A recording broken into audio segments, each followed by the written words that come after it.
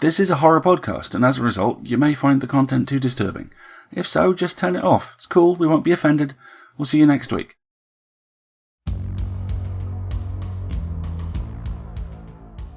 PseudoPod, episode 990, for August 22nd, 2025. Hearts and Half Measures, by Cassiopeia Gatmayton. Narrated by Jess Lewis, hosted by Scott Campbell, audio by Chelsea Davis. Hey everyone, hope you're doing okay. I'm Scott, assistant editor at PseudoPod, your host for this week, and I'm excited to tell you about this week, which we have Hearts and Half Measures by Cassiopeia Gatmayton. This story is a PseudoPod original. Cassiopeia is a queer fiction writer and poet from the Philippines.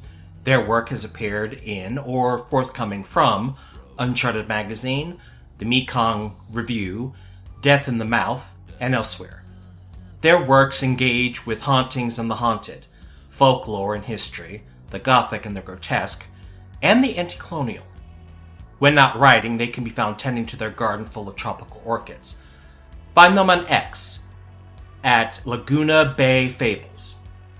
Your narrator, Jess Lewis, is a trans non-binary pansexual writer, designer, and voice actor who hails from the hollers of western North Carolina. They currently live in the Deep South, where they explore futures of liberation and how to get there. When they're not imagining weird, queer, cli-fi utopias, designing future tech, or facilitating capacity-building workshops, they're organizing programming with their local queer community and the Outer Dark Symposium on the Greater Weird. Their work has appeared in a range of publications, including Solar Punk Magazine, Hyphen Punk, and Kaleidoscope. You can visit them at www.queerfutures.com, that is Quare Futures, and follow them on Instagram at Merry Noontide. And now we have a story for you, and we promise you, it's true. Hearts and Half Measures by Cassiopeia Gatmayton. Narrated by Jess Lewis. You eat the hearts of men because your father says that if you consume enough, you'll turn back into one. You think it's all bull. Anyone in their right mind would. But he watches you like a hawk, so you always make sure to bring a fresh one with you when you stagger home past dawn. He smiles over his cup of coffee, makes you one the way you like it, and helps you into your seat. Most times, he doesn't even call you Iho when he asks about your evening. This time, he does, and you clench your teeth as you tell him about the fire on Recleto Street and how you almost wanted to make one of the firemen your mark. And then you realize that it would have been too hard to tear his heart out through his uniform, that he would taste like smoke, and that the body would stand out like a stoplight, clad in red-stained neon green. You recall giggling at the image, but you know that your father would think you crass for that, so you keep it to yourself. He takes the heart from your hand, and you continue your story as he heats up oil in a frying pan, slicing the meat into bite-sized chunks. I had to stash my legs up by a creek, you say, running your bloody finger along the seam separating your waist and hip. The provincial girls usually like leaving their lower bodies in banana groves, where they can be mistaken for trees chopped down. Less chance for some wannabe monster hunter to find them and sprinkle salt or ash or garlic on the open wound. You need to be more careful, your father says. Dark, sleepless shadows beneath his eyes. He was always tired these days. The village boys are always out so late. What will you do if they see you like that? You know he's referring to your upper half severed from your lower half, but you don't miss the disdain with which he looks at your miniskirt and tube top. You roll your eyes, raise a gory middle finger at his back. Like I have a choice, you mutter. The houses here are too packed together for you to leave your lower half anywhere you can easily get to it. There's an abandoned lottery down the block, but the last time you tried hiding there, some of those rich urban explorer motherfuckers decided it was a good night to bring a Ouija board over and get high on tainted weed. You were lucky they didn't spew their guts out on your legs. You hear a sizzle, and the smell of cooking meat makes your stomach gurgle, reminding you that you haven't eaten in 3 days. Most people think that girls like you can eat men whole, cocks and little brains and all, but the truth is that you can only eat eyes, hearts, and livers. Nowadays, good livers are hard to find. You could pry a man open expecting a good meal only to take a bite and realize his liver's been rotted through, made bitter by cheap vodka, foreigners, or Red Horse, locals.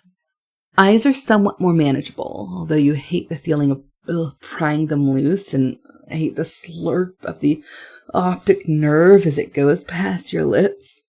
It reminds you of spaghetti, and you could never quite eat that right without getting sauce all over your face.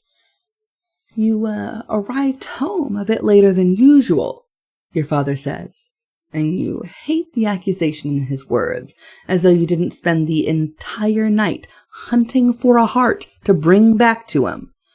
You're tempted to roll your eyes and flip him off again, but he turns and places a plate before you, and you have to fight the urge to puke at the sight of it. The other girls say that hearts are delicacies, worthy of being marinated for hours and served like fancy dinners, but to you, they've always been too raw, too tender, no matter how long your father cooks them. You were 13 when your father found you with your first victim, one of his white drinking buddies who tried to put his hands on you. The man was unrecognizable, save for his off-brand cap. His body as mangled and bloody as a charnel house pig. You've been up to your elbows in his entrails, the end of an intestine wrapped around your fingers. Your father didn't really care about any of that. He'd care more about the fact that you killed the man while wearing one of your mother's old dresses. You didn't really know how it happened, but between one moment and the next, he'd started shoving the man's heart between your teeth, telling you that maybe if you consumed it entirely, you'd go back to being a boy, as if you'd ever been one to begin with. Fueled by denial, your father had made up a monster myth. If you ate enough men's hearts, you would become his son again. But it had been too late by then, because your wings had come in and you could feel them break through the meat of your back, shoving your shoulder blades aside to unfurl into black-tipped monstrosities, leathery as a corpse's skin. You'd heard enough stories to know what you were. A manangal, a monster who could detach from her lower limbs at night to feed off of human flesh. Your father tried to grab them, but you came undone at the seams, free of yourself for the first time in your fucking life. Back then, girls like you had been a myth, so you didn't know that the transformation hurt, that the wings unfurling would run you through, and that leaving your lower body behind meant that you could feel each stitch of skin shred until you finally broke free. While you tried to catch your breath, you remembered The Little Mermaid. The Disney movie had been your favorite as a kid, so when your mom found a 35 peso bargain at the local book sale, she bought it for you as a gift. Read you the story of a girl turning into sea foam and describing walking on land like walking on knives. That was what flying felt like, bearing an open wound to the sky. But it was freedom. Your father couldn't do anything to stop you after that. Eventually, you met the other girls, roamed the night with them, fed on packs of tourists with them. In the sky, you had all the same parts, the same teeth, the same wings, the same entrails that dangled in the dark. Your daylight lives didn't matter. Up in the air, there was only the wind on your face and the sisterhood that came with devouring men together. The only things that could kill you were ash or salt, garlic or stingray tails. The first 3 if smeared into the open wound where your body severed, the last if pierced through your heart. Now, holding the memory of the hunt, you choke down the heart your father gives you, eating whole hunks of meat down to the dregs. Your father smiles, beaming with pride, slapping you on the back, calling you son. Still unused to the weight of your legs after so long in the sky, you escape to your room, sleep until nighttime.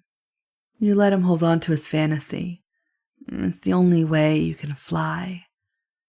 Come sunset, as he's watching a basketball game, you leave, cross the threshold into the street. You're careful. The other girls have been saying that some among your number are disappearing. The gossip is that they're just going back to their home provinces for the summer, but there are darker tales. Girls found with their hearts pierced through, bleeding out into the cobblestones. You follow the direction of the wind, its humid summer heat leading you further and further until you come onto the Intramuros streets, avoiding the wolf whistles of the myriad white tourists who come here thinking that the only purpose of girls like you is to give them a good time. You consider baring your teeth more than once, but tear a man to shreds in the middle of a tourist spot, and more will come gawking. You don't want to deal with that tonight. Quiet as you can, you make your way down the side streets, crossing all the ancient stone edifices, looming over you like sentinels. You're not afraid of them. Your kind has lived on this land before foreign hands ever set these foundations. Though now you cross the work of centuries. Thousands and thousands years worth of girls like you have graced the skies above it all. During your nightly outings, the other girls tell you stories, unspooling millennia's worth of history. You hold on to that now, knowing the power in your body, grasping it close to you. It is the most sacred thing on this earth. Before any foreign ship encroached on your shores, your kind served as the wives to kings, if not kings themselves. You were the boundary between the living and the dead, the veil between mortals and spirits, for you were both, and you were whole. And then the conquistadores came and called you witches for it, desecrating your bodies, setting them ablaze, leaving them between the maws of crocodiles. Only then did your bodies take their vengeance, severing in two, gaining the strength of your beloved dead. No prayer could keep you away, not when the thirst for blood came, and it came swift. You look around, wonder whether the waves of foreign blood ever painted those old stone walls, shed at the hands of those who'd come before you. You revel in the thought, imagining it as your foremothers' blessing, wishing you luck on tonight's hunt. Eventually, you find a narrow alley to tuck away your legs. It lies between a print shop and a paper mill, both now closed for the night. The half of your body you'll leave behind will be well concealed. You take a deep breath. You can go anywhere tonight. Your wings could carry you all the way across this island if you wanted. You could skim the sea, dance on the tops of trees, shroud the moon with your shadow. But no, you'll remain here tonight. You want to find one of those disgusting men who cross the ocean just to make a brothel of the shores they touch. The kind that jeer at you, who touch you, who think your body, every brown body, is their right. They're your favorite targets. They taste like rotting garbage, insides black and clotted, but there's such power in plucking out their eyes, unspooling their intestines to get at their livers, pushing aside their lungs to get to their hearts. You love the feeling of their blood running down your chin. It feels right, the vengeance of centuries, a brown girl on the warpath. Once night falls onto the cobblestones, your change begins. You feel it down in your stomach first, the unraveling, your innards unknotting themselves. The sensation travels down your waist, the seams of your skin coming loose, stitch by painful stitch. You close your eyes. This pain is a blessing. The other girls told you that this is a lineage's gift, passed down from mother to daughter ever since the first of your kind emerged from her execution alive. You think about the Little Mermaid again, dancing on knives, and then you think about your mother. You never got to tell her that you were a girl, but you suspect she always knew. She never batted an eye when her dresses went missing, and she always called you Serena, lovingly, mermaid. When she read you the story each night, she'd tell you that in the very first tellings, sirens had had wings. You wonder if she'd ever flown, ever hunted. Maybe all the nights she'd spent at work were instead spent in the sky. You hoped so. It was a better life, a kinder one, but you would never know for sure. If she'd had wings of her own, she'd taken them to the grave. After she died, your father had forbidden all mention of her, and you thought that perhaps he damned her memory from grief, but never seemed to see him cry over her. When the severance is complete, all it takes is a single thrust of your wings to shoot you high into the sky. It's ecstasy being released from your body, feeling the wind in the open wound above your hips. High above the world is the freest you'll ever be, so you make the most of it, breathing the night into your lungs, catching the light of the stars in your dark hair and your brown skin. You savor it only a moment before you swoop back down just high enough for cloud cover and just low enough to watch the streets. The night fills the winding intramuros roads with bar-crawling tourists, trailing like ants all along the alleyways. You stalk the stragglers, the slow walkers, and the drunks, but they all eventually leave in tricycles or overpriced grab taxis. The sky is gray with the coming dawn when you spot a white man sitting alone outside a bar closing down, nursing a cigarette and what must be his dozenth bottle of San Miguel. With no one around, you approach him, your entrails dragging behind you, a smile on your lips. You give him no time to react. You bare your fangs aiming for the jugular, biting down until you feel bone, and then the smell of burning. Fuck, you snarl, realizing that he'd thrown this ashtray at you, the contents spilling into the open wound of your body, filling your innards with ash. Gasping for air, you flee, shooting back up into the sky and digging out as much of the ash as possible on the way back to find your legs.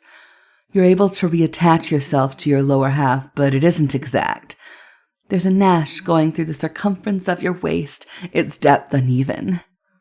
You try to pull your crop top down over it, but all you manage to do is soak it in blood. You'll have to explain it, and the lack of a heart, to your father. Honestly, you thought that all the ash, garlic, and salt thing was a load of bullshit, But now you've experienced your own vulnerability firsthand. You walk for a while, intending on clearing your head before you go back home. You pass alleyways and back roads, lost in thought. As a car passes by, you duck into the dark space between two buildings. Damn it, you mutter as you nearly slip, something sticky beneath your heels. You pull your phone out of your bra and open the flashlight to see red all over the stones. Veins turning to ice.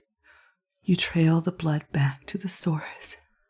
There, slumped on the alley wall, is a girl like you. Her wings pulled close to her body as if in self-defense. Her lower body is missing, and when you pull her wings away from her torso, you see that she's been stabbed through the heart by something small, leaving a strange wound. She's cold, long dead, of course, but when you look at her face, you're horrified to see that you recognize her. She's one of the girls you joined hands with as you flew, laughing together as you hunted down white men fleeing like roaches. Her name was Danny. You press your hand to your mouth, but there's no helping her now. As the sun crests over the walls, her body turns to ash. The fate of all girls who don't find their way back to their lower halves before dawn. She slips through your fingers like sand. You arrive earlier than you usually do, so your father isn't waiting for you at the table like he usually is. You go upstairs, intending to sleep until twilight, deal with him later, but at the sound of your footsteps his door creaks open, and he finds you in the hall. "You're home early," he says. He looks tired, as though he hasn't slept a wink. You wonder why that is. You put your hands up to show him that they're empty. "No heart today," you say, pulling your crop top up to show him the wound. "Some guy got me good with cigarette ash." You expect him to rage at you, but his expression remains neutral. He walks down the hall, passing you by. Once he's halfway down the stairs, he calls over your shoulder. "Come down for breakfast once you've changed your clothes." "Wear something appropriate," he says, disgusted. You look down at your crop top, shorts, and fishnets. You roll your eyes. You walk down the hall, intending to go to your room, but your father's door is ajar, and this gives you pause. You haven't been in there since your mother passed, found dead in the same way you found that girl, stabbed through the heart in an alleyway. No one ever found her killer. You open the door to your parents' room and slip inside, wincing as a creak resounds throughout the house. You step back hastily, but before you leave, something strange catches your eye. Its shape isn't something you understand, ivory and serrated like a human spine. "Breakfast ready," your father calls, and you nearly jump out of your skin.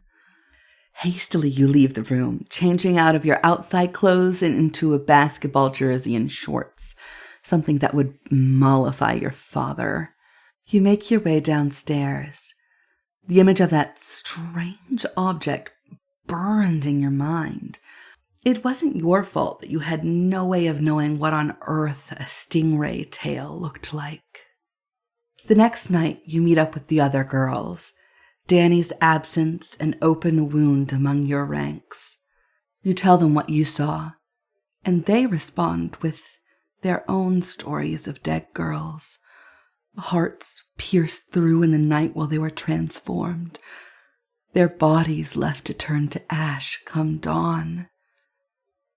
With everyone promising to regroup once the hunt is over, Sophia and Megan each take one of your hands, and you fly up into the sky together, fangs parting to howl into the night.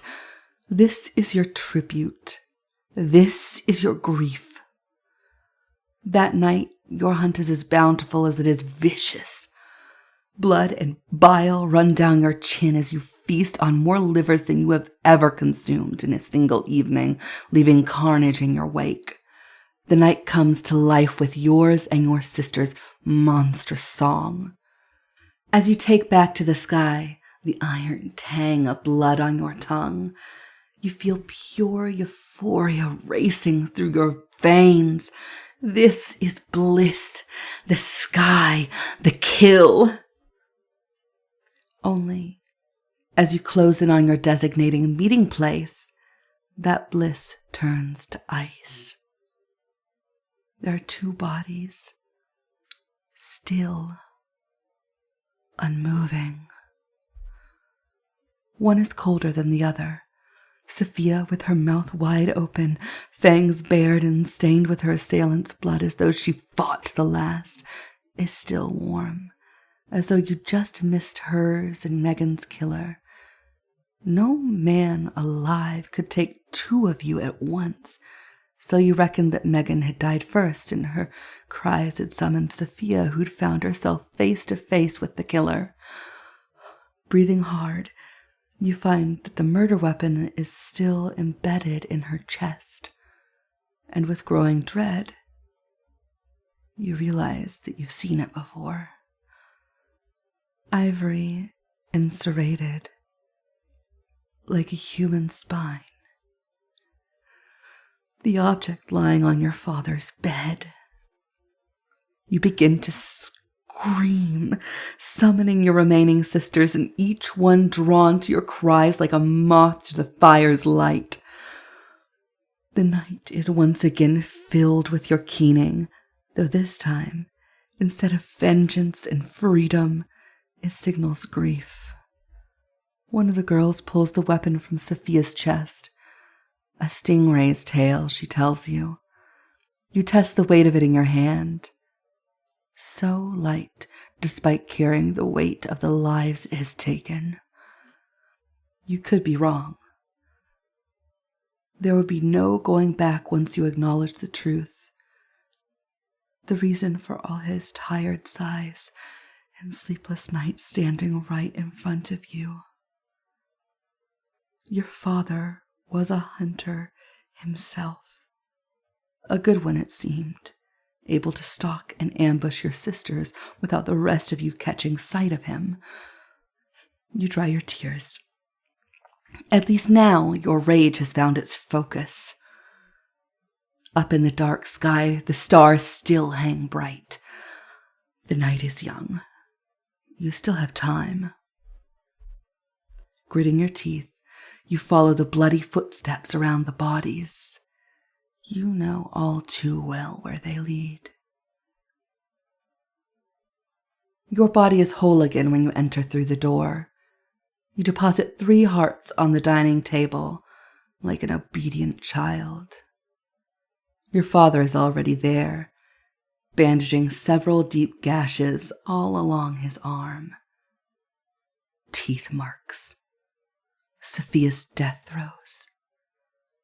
When dawn comes and her body turns to ash, those marks will be all that's left of her. Where were you tonight? You say, keeping any trace of accusation from your voice. I couldn't sleep, he says. I went on a walk, but I fell and wounded my arm. It's a stupid lie, and frankly, you're insulted that he'd think you'd believe it.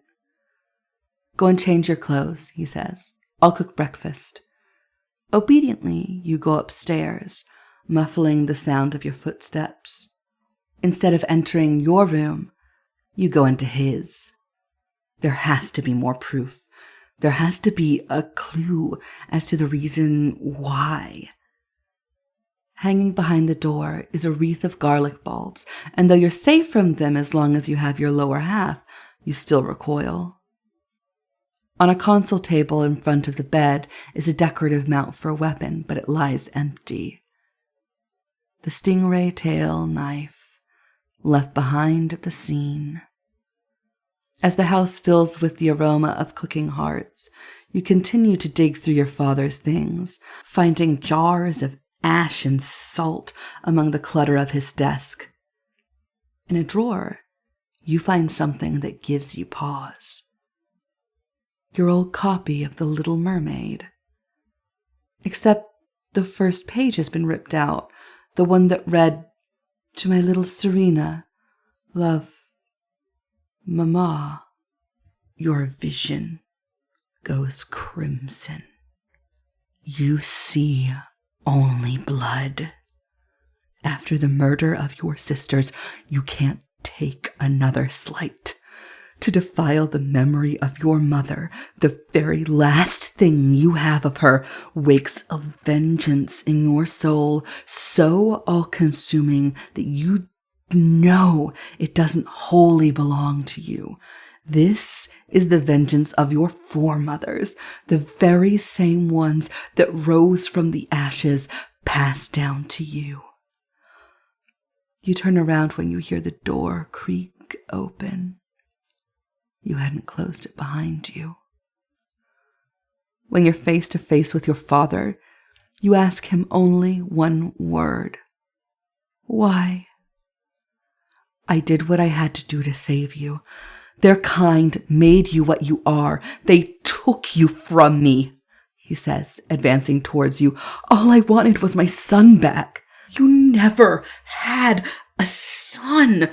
I've always been a girl. I've always been a monster, you say, raising the book up as he continues to approach, as if the memory of your mother could defend you. It was your mother's fault. She was like you. I forbade her from ever turning into a monster after we were married, so she wouldn't pass down the taint to you. But that bitch did. You remember how your mother died. Found stabbed through the heart in an alleyway. You realize now, heart pounding, that it had been no coincidence. So you killed her? You whisper. Is that why you never let me say her name again? And the other girls? Why kill them? Why not just cut away the parts of me that you didn't want so you could have your fucking son back? Why didn't you just kill me? That's what you want, isn't it? I killed them so you'd have no competition. I would have started killing men myself just to give their hearts to you. More hearts to eat, more chances for you to return to me. And God damn it, you realize he really believes his own raving. It was a small madness, bordering on superstition, that you indulged for the sake of mollifying him. You never thought that the belief ran so deep, but of course desperate men hung on to delusion. It was the only thing they had left. He was insane, so lost in his own hatred that he could never fathom that he'd never lost anything save what he himself had thrown away. But it is strange, the way he lays the blame on your mother, your sisters, for taking you away from him. If his motive for killing the other girls was to give you more hearts to eat, then maybe deep down he knew your detachment from him was nobody's fault but his own. You let out a growl, rushing towards him, baring your teeth and aiming for his neck. Even with his injury, he bats you away easily, your mortal body no match for his strength. But you glance towards the window. Dawn is still a while away. You let the transformation overcome you. Feel yourself shed the weight of half of your body. The pain clears your mind, makes you angrier. This gives you strength. I loved you, he says. Believe me, I loved you. I still do. That's why I did everything to get you back. If only one of us leaves this alive, I'll mourn you for the rest of my life. But if it's you, promise me you'll eat my heart. Promise me that even though I'm gone, you'll be my son again. He takes the wreath of garlic and throws it at you, but you bat it away with a snarl. your hand burning. You do not give him the dignity of an answer. You rush at him again, claws tearing into his injured arm, savoring his screams. This is the least of what he deserves. He tears himself away from you, leaving long lacerations down his forearm, and before you can get to him again, he darts away, lunging for the jars on his desk. You're faster. You reach him in a single stride, closing your teeth around his jugular. You shriek as he empties the jar of ash onto you, but you hold fast and keep biting until you feel your teeth connect. You let go, letting him fall into the floor. The ash burns. You smell smoke as you tear into your father, savoring the warmth of his blood as it stains you, the crack of his ribs as you dig through his entrails to find a heart like the ones he'd so prized. But if the ash hadn't been enough to kill you at first contact, it won't be enough to kill you now. You don't eat his heart. You toss it aside and tear through his body until you're satisfied. Your mother's killer, your sister's killer, dead at last by your hand. By the time dawn comes, you've rejoined yourself with your lower half, if a bit imperfectly. You stand over your father's corpse and marvel at the carnage set aglow by the morning light. And then you leave.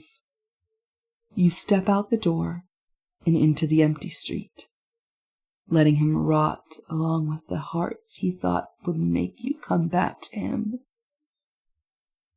You'll find your sisters. Your wounds will heal. You'll build a new life. By day you'll sleep. By night you'll fly. You'll hunt. You'll find the sort of scum like your father who threatens girls like you and dig their livers out to feast on them. You'll find more people to love you, and you'll live as you want to live, unburdened and to wholly yourself. And most importantly, you'll never have to eat another heart again.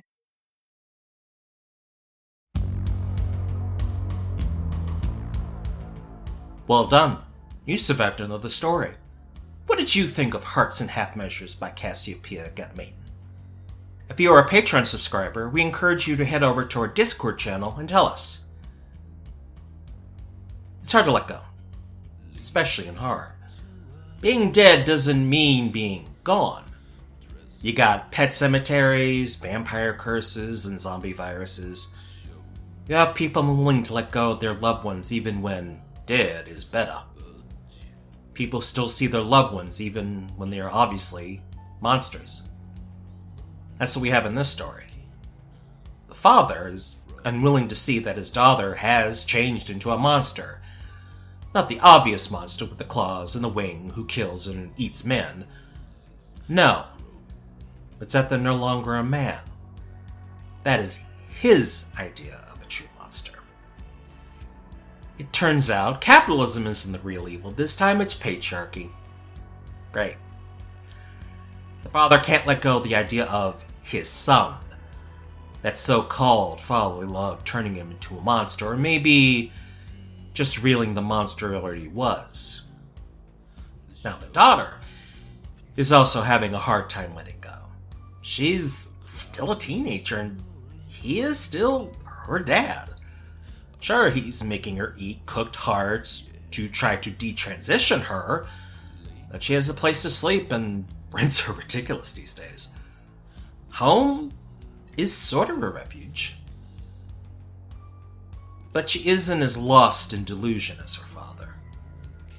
She sees her dead sisters killed by someone who knows their ways. She sees how her father tries to hide secrets of her family. She sees what her father truly is. A monster. So she lets go. She lets go of her rage and literally cuts him out of her life. I fortunately have never had to block somebody over this, but I've known people who have, and it is painful. But you have to let go if you're truly going to fly. On to the subject of subscribing and support. PseudoPod is funded by you, our listeners, and we are formally a non-profit. Many of you already support our Patreon, and Escape Artists has always relied on the generous support of our audience members to bring free, accessible, speculative audio fiction to millions of people worldwide. To make sure we keep coming back and to continue paying our authors, narrators, and crew, from October 1st, 2025, we are introducing brief paid advertisements at the beginning and end of episodes all across Escape Artists podcasts, including PseudoPod. But if you are a Patreon subscriber, you'll be able to get ad-free versions. This applies to new subscribers too, and our pricing structure remains the same for a limited time. So if you can, please go over to pseudopod.org and sign up by clicking on Feed the Pod. The current $5 level will get you ad-free access, as well as, of course, to access to our Discord channel, where you can come and chat with us. And if you can't afford to support us financially, do please consider leaving reviews of our episodes, or generally talking about them on social media. We'd love to see you on Blue Sky. Find us at pseudopod.org. You can also support us by buying things from the Escape Artists Void merch store. The link is in various places, including our latest social media posts. PseudoPod is part of Escape Artists Foundation, a 501c3 nonprofit, and this episode is distributed under the Creative Commons Attribution, Non-Commercial, No-Derivatives 4.0 International License. Download and listen to the episode on any device you like, but don't change it or sell it. Theme music is by permission of Angers Manga. And finally, PseudoPod and Amistad Maupin know. Sooner or later, though no matter where in the world we live, we must join the diaspora, venturing beyond our biological family to find our logical one, the one that actually makes sense for us. We have to, if we are to live without squandering our lives. See you soon, folks. Take care, stay safe, and protect the dolls.